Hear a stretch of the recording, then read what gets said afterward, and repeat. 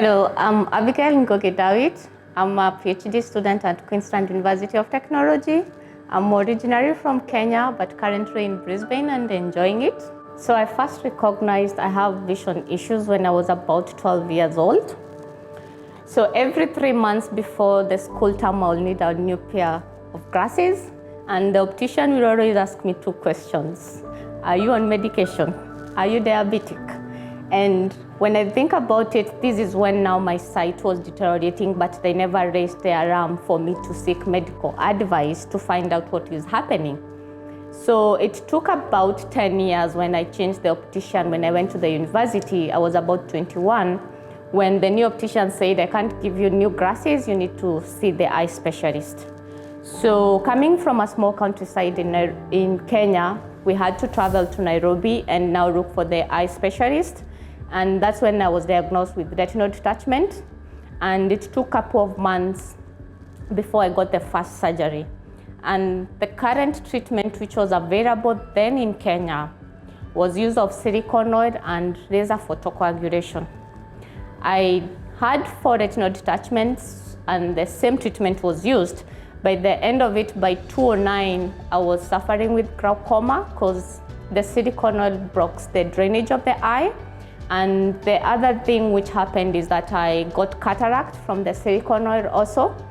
And the lens which was inserted became dislocated. And later on now I've developed dry eyes from the glaucoma drops.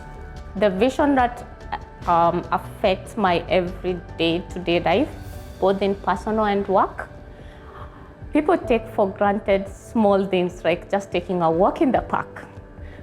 Most of the time my husband has to hold my hand because I have depth perception issues because one of the eye, the glaucoma affected eye, the vision is lost, but the other one is a bit better.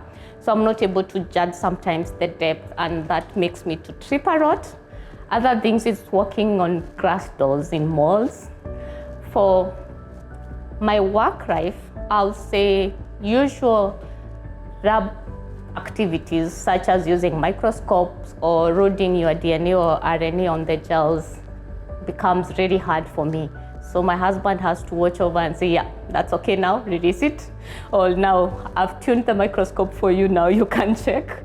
But after the surgeries, now these are the times I'm realizing the differences. Because before the surgeries, that was my everyday to-day life.